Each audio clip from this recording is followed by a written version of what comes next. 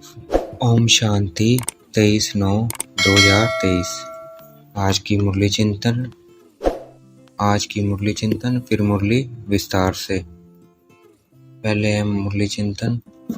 हमें ललकार करनी है क्योंकि हमारे पास आत्मा परमात्मा का यथार्थ ज्ञान है, इसीलिए हमें ललकार करनी है। सबसे ऊंची मंजिल है निरंतर याद में रहना। ध्येय अभिमानी रहने का पुरुषार्थ चलता रहे तो याद भूलेगी नहीं। इस वक्त हम आस्तिक हैं क्योंकि बाप द्वारा बाप को जाना है। भगवान के बच्चे तब भी बन सकते हैं जब भगवान हमें पैदा करे। आत्माओं का पिता है इसलिए गाते हैं आत्मा परमात्मा। परमपिता परमात्मा आत्माओं का पिता है इसलिए गाते हैं आत्मा परमात्मा अलग रहे बहुत काल। परमपिता परमात्मा पति से पावन देवता बना रहे हैं, जिनके अभी देवताओं की अभी क्या है, मूर्ति है, मूर्तियां हैं, देवता नहीं है। वह हमें परमात्मा बना रहे हैं। हमको ध्येय अभिमानी बनना है। हम आत्मा है, इस शरीर द्वारा कर्म करते हैं। पावन दुनिया में पतित पावन को नहीं बुलाते हैं क्योंकि वहाँ भारत बहुत सुखी था, एक ही धर्म था। ज्ञान सागर परमपिता परमात्मा हमें इन सब वेद शास्त्रों का राज समझा रहे हैं। सवेरे उठकर शिव बाबा को याद करेंगे तो उसका नशा सारा दिन रहेगा। मनुष्य धन कमाते हैं तो नशा रहता है, वैसे यह भी व्यापार है, धंधा है, तो इसमें हमें कितनी मेहनत करनी चाहिए। परमात्मा को सर्वव्यापी कहकर ही आज मनुष्य बहुत दुखी है। विकार में जाते रहेंगे तो पढ़ाई छूट जाएगी। ये पढ़ाई ब्रह्मचर्य की धारणा से होगी। अगर विकार में गए तो बुद्धि का ताला बंद हो जाएगा। सन्यासियों का है हठ योग संन्यास और हमारा है राजयोग। भृगुटी में बिंदी दी जाती है क्योंकि आत्मा का ये निवास स्थान है। छोटी बिंदी आत्मा में 84 जन्मों का पाठ भरा हुआ है। जैसे ब्राह्मण के शरीर में आत्मा को बुलाते हैं, वैसे परमात्मा ब्रह्मा के शरीर में आते हैं। आज का वरदान है बाप समान बेहद की वृत्ति रखने वाले मास्टर विश्व कल्याणकारी भव। बाप समान बेहद की वृत्ति रखने वाले मास्टर विश्व कल्याणकारी भव। आज का स्लोगन निंदा स्तुति मान अपमान हानि लाभ में समान रहने वाले ही योगी तू आत्मा है। अब मुरली विस्तार से। 23/9/2023 प्रातः मुरली। ओम शांति। बाप दादा मधुबन। मीठे बच्चे, हाँ मीठे बाबा, आत्मा और परमात्मा का यथार्थ ज्ञान तुम्हारे पास है, इसलिए तुम्हें ललकार करनी है। तुम हो शिव शक्तियां। प्रश्न, सबसे ऊंची मंजिल कौन सी है जिसका ही तुम बच्चे पुरुषार्थ कर रहे हो? उत्तर, निरंतर याद में रहना, यह सबसे ऊंची मंजिल है। याद से ही कर्म भोग चुकतु हो, कर्मातीत अवस्था होगी। जिस माता पिता से अपार सुख मिल रहे हैं उनके लिए बच्चे कहते हैं बाबा आपकी याद भूल जाती है। वंडर है ना। देही अभिमानी रहने का पुरुषार्थ चलता रहे तो याद भूल नहीं सकती। गीत, किसने यह सब खेल रचाया? ओम शांति। भगवान वाच, बच्चे अपने बाप भगवान को जानते हैं। अभी बच्चे आकर के बाप द्वारा आस्तिक बने हैं। क्योंकि बाप द्वारा बाप को जाना है इसलिए आस्तिक कहलाते हैं। तुमने जाना है बरोबर हम आत्मा है, वह हम आत्माओं का बाप है। भले कोई मनुष्य अपने को आत्मा समझते भी हों परंतु परमात्मा को कोई नहीं जानते। जब बाप खुद आकर बच्चे पैदा करे और उनको अपना परिचय दे तब जाने। बाप को ही अपना परिचय देना है, वह है आत्माओं का फादर। सम्मुख आकर बतलाते हैं कि तुम आत्माएं हो, मैं तुम आत्माओं का परम पिता हूँ। तुम निश्चय करते हो, यह तो कॉमन बात है। आत्माओं का बाप जरूर है, गायन भी है, आत्मा परमात्मा अलग रहे बहुकाल। बाप को बच्चे ही जानते हैं। बाप 5000 वर्ष बाद फिर आए हुए हैं। जब सब बच्चे नास्तिक दुखी बन जाते हैं, एक भी आस्तिक नहीं रहता है, तब बाप आते हैं। आस्तिक बनाकर फिर छिप जाते हैं, फिर कोई भी बाप को जानते नहीं है। अब तुम बच्चों में यह निश्चय नंबरवार पुरुषार्थ अनुसार है। सबको पूरा निश्चय नहीं है। बलियांस मुख बैठे हैं, जानते हैं परमपिता परमात्मा पतित पावन बाप पतित से पावन देवता बना रहे हैं। देवताओं की तो यहाँ सिर्फ मूर्तियां हैं, खुद तो है नहीं। जो भी मनुष्य मात्र है, सिवाय तुम ब्राह्मणों के और कोई भी आत्मा और परमात्मा को नहीं जानते हैं। हम सो परमात्मा कह देने से न आत्मा को न परमात्मा को जानते हैं। तुम बच्चे जानते हो कि एक भी मनुष्य नहीं जो अपने को यथार्थ रीति आत्मा समझ परमात्मा को अपना बाप समझे। लेकिन अब यह ललकार कौन करे? शक्तियों ने ही ललकार की थी, परंतु अभी तक वह शक्ति आई नहीं है जो तुम्हारे में आनी चाहिए। शिव शक्तियाँ तो मशहूर है, नामी ग्रामी है, जगत अम्बा भी शक्ति है। अब कॉन्फ्रेंस में रिलीजियस हेड्स सब आते हैं, उन्हें भी समझाना है। बाप समझाते हैं, बच्चे तुमको तो देही अभिमानी बनना है। हम आत्मा हैं, परमपिता परमात्मा से वर्षा ले रहे हैं। यह निश्चय नहीं है, कोई संशय है तो उच्च पद पा नहीं सकेंगे। अच्छे बच्चे भी चलते चलते माया का तूफान लगने से गिर पड़ते हैं, निश्चय बुद्धि से संशय बुद्धि हो पड़ते हैं। नहीं तो बच्चे कभी भी संशय बुद्धि नहीं होते हैं कि हमारा ये बाप नहीं है, यहाँ ये वंडर है। कहते भी हैं परमपिता परमात्मा हम सब आत्माओं का बाप है, वह हमको पढ़ाते हैं, फिर भी बाप को भूल जाते हैं। रोज समझाते रहते हैं, बच्चे अपने बाप को याद करो तो तुम्हारे विक्रम विनाश होंगे। विक्रम तो जन्म जन्मांतर के सिर पर बहुत हैं। तुम जानते हो मम्मा बाबा जिसको ब्रह्मा सरस्वती कहते हैं वह नंबर 1 में है। वह भी खुद कहते हैं इतना योग लगाते हैं, मेहनत करते हैं, तो भी अनेक जन्मों के पाप कटे नहीं है। कुछ न कुछ भोगना पड़ता है, अंत में इस भोगना से छूट कर्मातीत अवस्था को पाना है, पुरुषार्थ करना है। माया भी कम रुस्तम नहीं है, दोनों ही सर्वशक्तिमान है। रावण माया ने सब मनुष्य मात्र को पतित बना दिया है। गाते भी हैं पतित पावन, तालियां बजाते रहते हैं, तो जरूर पतित है ना, परंतु अपने को समझते नहीं है कि हम पतित हैं। यह समझाना भी जरूरी है कि अब यह पतित दुनिया है, पावन दुनिया सतयुग को कहा जाता है। पावन दुनिया में ऐसे पतित पावन को नहीं बुलाएंगे। वहाँ तो भारत बहुत सुखी था, एक ही धर्म था। अभी तुम जानते हो परमपिता परमात्मा ज्ञान का सागर, वह इन सब वेदों शास्त्रों आदि के राज को जानते हैं, वही पढ़ा रहे हैं। परंतु कोई ऐसे हैं जो यह भी भूल जाते हैं कि हमको परमात्मा पढ़ाते हैं। बेहद का बाप हमें पढ़ाते हैं, वह नशा नहीं चढ़ता है। यहाँ से बाहर घर जाने से नशा चकनाचूर हो जाता है।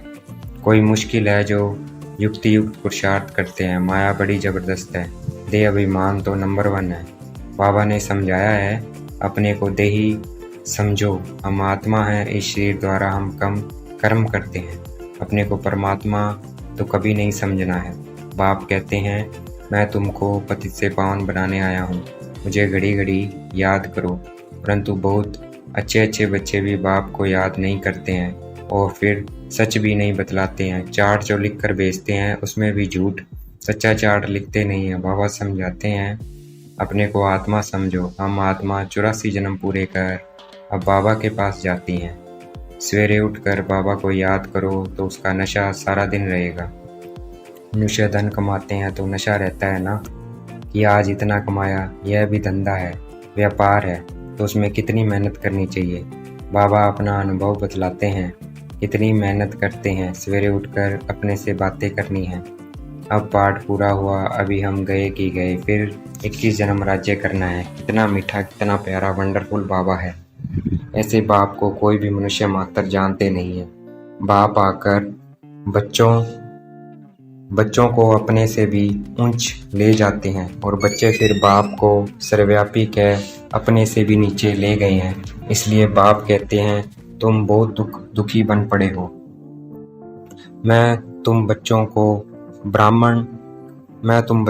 ब्रह्मांड और विश्व दोनों का मालिक बनाता हूँ और फिर तुम बच्चे मुझ बाप को सर्वव्यापी कह देते हो। यह भी ड्रामा में खेल है। अब बाप डायरेक्शन देते हैं, ऐसे समझाओ। लक्ष्मी नारायण आदि देवी देवताएं 100% सॉल्वेंट बुद्धि थे, अभी नहीं है। फर्क देखो कितना है। कहाँ भारत स्वर्ग था, अभी नरक है। ये ज्ञान कोई भी मनुष्य में नहीं है, तुम बच्चों में भी वह ताकत नहीं है। देह अभिमान बहुत है, देह अभिमानी को तो धारणा होनी चाहिए। बाप डायरेक्शन देते हैं, ऐसे ऐसे ललकार करो, आत्मा क्या है परमात्मा क्या है कोई को पता नहीं है। तुम जानते हो अब आत्मा बिंदी है, हमारा बाप परमपिता परमात्मा भी बिंदी है। वह नॉलेजफुल पतित पावन है, जन्म जन्म जन्म मरण में नहीं आते हैं। हम आत्माएं जन्म मरण में आती हैं। परमपिता परमात्मा कहते हैं, परमपिता परमात्मा कहते हैं मेरा भी पाठ है, मैं आत्मा हूँ, तुम सबको सुखी बनाकर फिर निर्वाण धाम में बैठ जाता हूँ। मनुष्य बूढ़े होते हैं तो वानप्रस्थ में चले जाते हैं, परंतु अर्थ नहीं समझते। वानप्रस्थ माना वाणी से परे, परे स्थान। वह थोड़ी वाणी से परे बैठते हैं, अभी वानप्रस्थी तो सब हैं। हम आत्माएं वाणी से परे रहने वाली हैं, परंतु उस स्थान को भी जानते नहीं हैं। तुम्हारे में भी कोई कोई की बुद्धि में ये बातें, देह अभिमान बहुत है, ये बातें हैं। कोई कोई की बुद्धि में ये बातें हैं, देह अभिमान बहुत है, बाप को फॉलो नहीं करते हैं। माया भी बहुत प्रबल है, आत्मा और परमात्मा के संबंध को कोई भी नहीं जानते हैं, बाप के संबंध को ही नहीं जानते। तुम भी घड़ी घड़ी भूल जाते हो, बाप का बनकर बाप को पूरा याद करना चाहिए ना। कहते हैं बाबा घड़ी घड़ी याद करना भूल जाता हूँ। अरे तुम माता पिता को याद करना भूल जाते हो, निरंतर याद करने की ही मंजिल है। जिस माता पिता से स्वर्ग का वर्षा ले रहे हो तुम उनको भूल जाते हो, वंडर है। माता पिता तो एक ही है। बाप कहते हैं मैं ही तुम्हारा माता पिता हूँ। यह है बड़ी गुह्य बातें। कई समझते हैं जगदम्बा माता है, परंतु नहीं, वह तो साकारी है ना। तुम माता पिता गाते हो निराकार को। यह सब बातें पहले नहीं बतलाते थे, दिन प्रतिदिन गुह्य बातें सुनाई जाती है। कोई भी बात न समझा सको तो बोलो बाबा ने अर्जुन सुनाया नहीं है। बाप से पूछेंगे, बाबा ने अर्जुन सुनाया नहीं है, बाप से पूछेंगे। दिन प्रतिदिन बहुत नई नई पॉइंट्स मिलती रहती है। नॉलेज तो बहुत बड़ी है, समझने वाले कोई समझे, पढ़ते पढ़ते थक जाते हैं। बाबा को लिखते हैं मैं नहीं चल सकूंगा, तंग हो गया हूँ। तंग होकर पढ़ाई को छोड़ देते हैं, विकार में जाते हैं तो पढ़ाई छूट जाती है। यह पढ़ाई ब्रह्मचर्य की धारणा से ही होगी। अगर ब्रह्मचर्य को तोड़ा तो धारणा नहीं हो सकेगी। दूसरे को कह नहीं सकेंगे काम महाशत्रु है, बुद्धि का ताला ही बंद हो जाता है। मंजिल बहुत ऊंची है। सन्यासी तो गृहस्थ धर्म को छोड़ भाग जाते हैं, वह है हठ योग सन्यासी। यह है राजयोग। बाप ही आकर राजयोग सिखलाते हैं, हठ योग कभी राजयोग नहीं सिखला सकेंगे। यह बात पूरा समझाने का ढंग नहीं आया है। उन्हों का है हठ योग संन्यास, वह पतित को पावन बना नहीं सकते। तुम्हारा है बेहद का संन्यास, वह है हद का संन्यास। तुम्हारी बुद्धि में है कि हमारे 84 जन्म पूरे हुए, अब हम वापस जाते हैं। यह बेहद का संन्यास बुद्धि से किया जाता है। उनका है हठ योग कर्म संन्यास, तुम्हारा है राजयोग कर्मयोग जो भगवान ने सिखलाया है। अभी तुम अच्छी रीति समझा सकते हो कि वह हठ योग और यह है राजयोग।